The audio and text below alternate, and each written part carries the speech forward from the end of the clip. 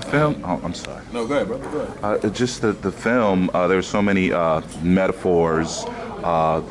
From antebellum and slavery to many societal roles at this time.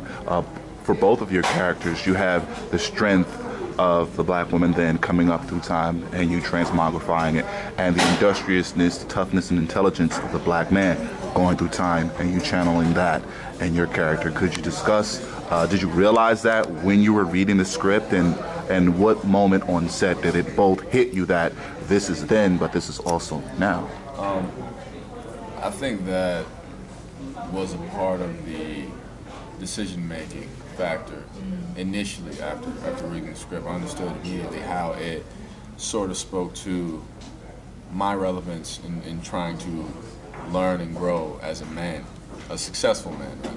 Not successful financially or business-wise, but just as a successful human being. And it resonated, the story resonated with me so well because there were so many traits about Noah that I personally respected and wanted to emulate as an individual. And if I can play somebody that I respect, that's just like icing on the cake for me as an actor, because I'll always be proud of that. And this is some of the proudest work I've ever done in my career. I love the fact that he's willing to take the necessary punishment and sacrifice himself, sacrifice his body, sacrifice whatever it takes in order to achieve the necessary goal. And at first it starts out, it's about him, but then realizes, okay, now I have these people that are around me that I assume I have to take care of them, they have to take care of me. Now it's not really about me, it's about them. We have to achieve this. It's not about just me. It's about all of us, not just us on this planet. It's everybody. Like, he starts understanding more and more, and he's able to realize this through his experiences with his entire team, most assuredly through Rosalie, because she is sort of that direct link to understanding what this is about. She's the closest person to him that knows, or at least feels, what this is. And it speaks volumes to, people in these days, even when I think of the Rosalie character, I think about my mom, how she had a very, very rough life, and she had to make the hard choices of whether or not to make a sustainable life for her children, or take the easy road. You know what I'm saying? We were homeless. Do I give my kids up to the city, to the state, or do we sleep in this car? Do we go to the shelter? Do we figure it out? And we figured it out.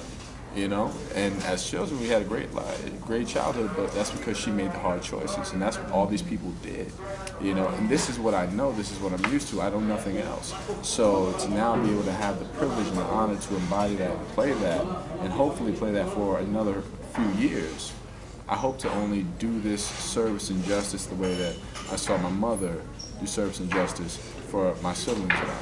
No doubt. It's really clear when you tell Rosalie, like, I'm going back for them. When you make that statement, because that was kind of exactly. See, that's the gaze. That's it right there. Crazy Yeah, look. I saw it.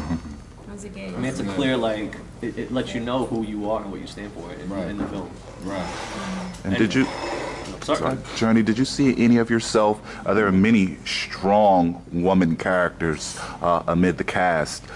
Did you see yourself in any of those characters as far as your present composition? No, absolutely. I mean, I think that's one of the things as an artist I try to do is find things I can relate to in the characters I portray. It's interesting because I used to write about, in my approach with this, the stories that my mom would talk about with my grandmother. She would go to work. My grandmother worked in New Orleans as a housemaid, and my mom would watch, how, she worked in the White House, and she would watch the way they would treat her.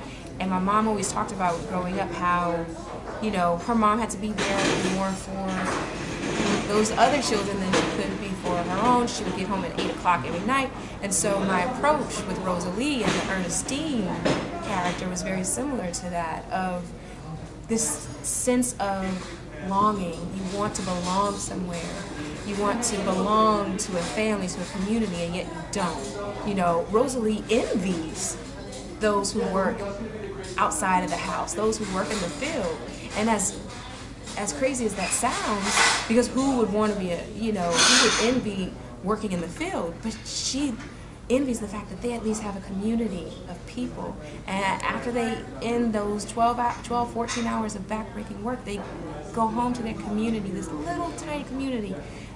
And these slave quarters, they built a community, and they would share stories and be there for each other. What he has with Henry, Rosalie doesn't have that with anyone in the house, and so I absolutely dream from the strong women that I come from. We come from kings and queens. That's the only reason why we're here today. My parents were both activists. My father's Jewish, my mom's black. I know what it's like to come from people who were oppressed. And so that spirit of revolution, is definitely something I think we all try to channel in our approach with Underground. Perfect way to wrap it up, baby. Nah. Of course.